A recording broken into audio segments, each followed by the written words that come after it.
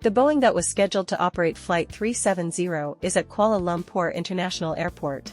At this time, Malaysian Airlines technicians are conducting a thorough check of the aircraft, confirming it is ready for flight. The airliner was fueled and equipped with everything needed for a safe flight to Beijing. It was a normal work day, but none of the employees could have imagined what would happen in a couple hours. Passenger check-in begins. All 227 people successfully pass through security and board the flight. Among them are citizens of 14 countries, most of them Chinese. This was a flight that many of them were looking forward to, because they were returning to their homeland. The crew consisted of 12 people, including Captain Zakaria Ahmad Shah and co-pilot Farrokh Abdul Hamid.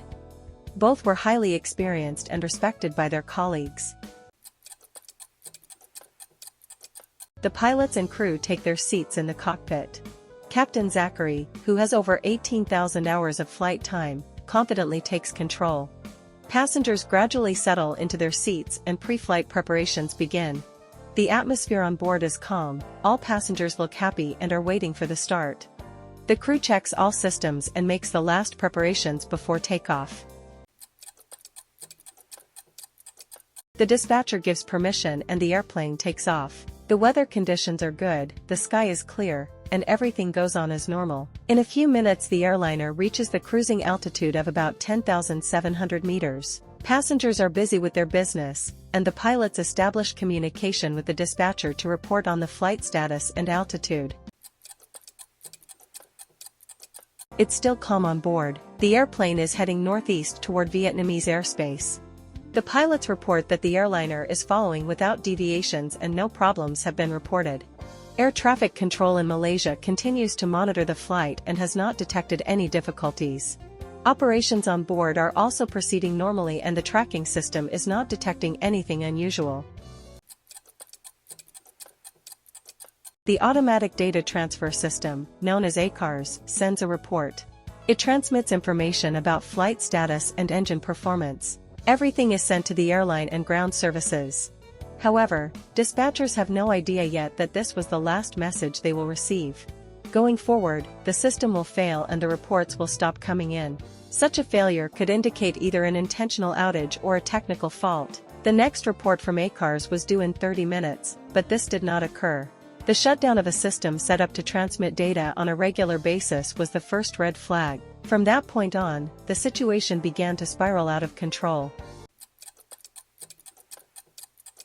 That was the last time the dispatchers heard the pilot's voice. Farrokh Abdul Hamid uttered the standard goodbye phrase. "Good night, Malaysia 370. It was addressed to the Malaysian staff.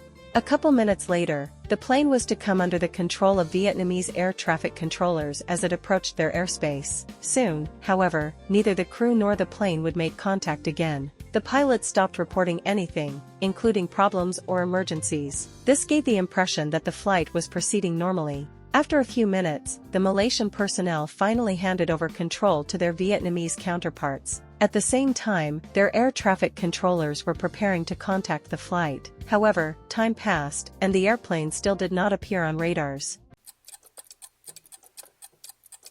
The transponder of Flight 370, which transmits information about the airliner's location and altitude, is suddenly switched off. As a result, the airplane disappears from service radar screens. This situation did not immediately cause alarm, as airplanes can temporarily disappear in areas with unstable signals. However, in the case of MH370, the system shut down permanently. This was the beginning of a chain of unexplained events. It would not be until hours later that air traffic controllers would realize what was really going on.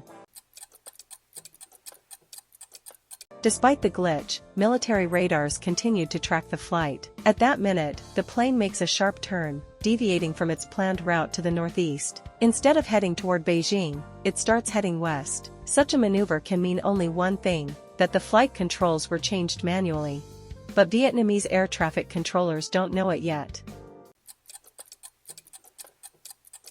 Military radar continues to track the flight. At this time it is crossing Malaysian airspace. The plane is traveling westbound, flying over the peninsula and approaching the Strait of Malacca. There is another deviation from the original route.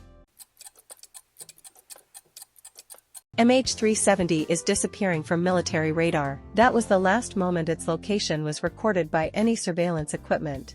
At that time, the plane was heading into the Indian Ocean. After the signal disappeared, no one could recognize its location, causing confusion among air traffic controllers. Later, this event, along with the transponder disconnection and lack of radio contact, would become one of the main reasons for launching a massive search operation. But right now, despite the loss of communications, satellite data continues to record the airplane's activity. For an hour, dispatchers made numerous attempts to contact the crew. The plane was long overdue to enter Vietnamese airspace, but none of the requests were granted. Other airliners in the region also tried to contact the flight, but their attempts were unsuccessful. However, one of the pilots was able to make contact, but all he heard was static, giving no clear information about what was happening. Early in the morning, an automatic ping was detected due to the operation of satellite communications. These signals were part of a system that transmitted data on the status of the airplane. Importantly, they did not contain exact coordinates, but indicated that the Boeing was still in the air. Each ping allowed analysts to plot a hypothetical flight path. In a couple of hours, experts would use complex mathematical models to analyze the signal delays and conclude that the plane could have been moving either north, towards Central Asia, or south into the Indian Ocean. This data became crucial for the subsequent search, indicating the possible location of the airliner. At that time, Flight 370 was due to approach Beijing. The air services of various countries realized the seriousness of the situation. The airplane, which was supposed to be in the area of responsibility of the Vietnamese dispatchers, did not make contact. Already after several failed attempts to make contact, suspicions of its disappearance began to emerge. And now, when the airliner disappeared from all radars and no more messages were received from it, it was decided to declare the flight missing.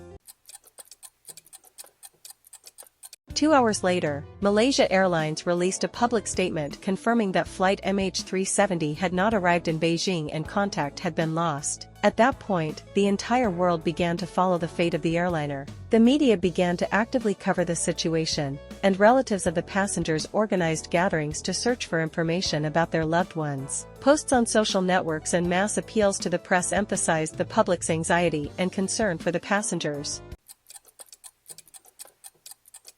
Despite the communications blackout, the aircraft continued to transmit automatic satellite signals. In a few minutes, the last signal will be recorded, which will be a key clue in the investigation. They will help establish that the plane flew for several more hours after voice contact with Earth. The satellite information will form the basis for further searches, although it won't make the task any easier. The last signal from the airplane came in. It was a faint sound indicating that the airliner had probably already exhausted its fuel supply. From that point on, no further signals were received. It became apparent that the situation was dire and required immediate action. Experts began to analyze the data received, hoping that at least some of the information would make it possible to reconstruct the picture of what had happened. An international search operation was launched. The forces were concentrated in the South China Sea, where the plane finally lost contact with radar. However, analysis of satellite data led to a shift of the search area to the Indian Ocean. Multiple countries participated in the operation. Each of them presented their assistance. From warship planes to satellites and sonar, Australia played a key role in coordinating the search in the Southern Ocean. Huge areas needed to be thoroughly surveyed, and each country's efforts were focused on covering as much ground as possible. Advanced technology was used for the underwater surveys, allowing the seafloor to be thoroughly explored. However, it took a long time to locate the airplane. After 16 months, the first piece of flaperon debris, representing part of an airplane wing, has been found off the coast of Reunion Island. The fragment was identified as a part of the missing Boeing. Thanks to this discovery, it has been confirmed that the plane did indeed crash in the southern Indian Ocean. The flaperon was the first tangible evidence pointing to the possible location of the airplane. Subsequently, further wreckage, including fragments of wings and plating, was found on the coasts of other islands, which were also identified as parts of the missing airliner. For 2 years, international experts surveyed an area of more than 120,000 square kilometers. However, despite all efforts, the exact location of the crash was not found, and the operation did not bring the expected results. Therefore, in January 2017, the authorities of Australia, Malaysia, and China announced the suspension of the search, although technical possibilities for continuation remained. The official investigation has been unable to definitively determine the cause of the crash. Several theories were considered, including technical malfunctions, terrorist attack, or hijacking of the plane, but no concrete evidence has been found in favor of any of the theories. Deliberate tampering with the plane's controls is considered the most likely option. Researchers believe the Boeing was deliberately veered off its course. It could have been the result of an action by one of the pilots or an unknown person on board. So ends the story of the mysterious disappearance of Flight MH370. If you were interested in watching this video, then support it with a like and also subscribe to the channel. See you soon.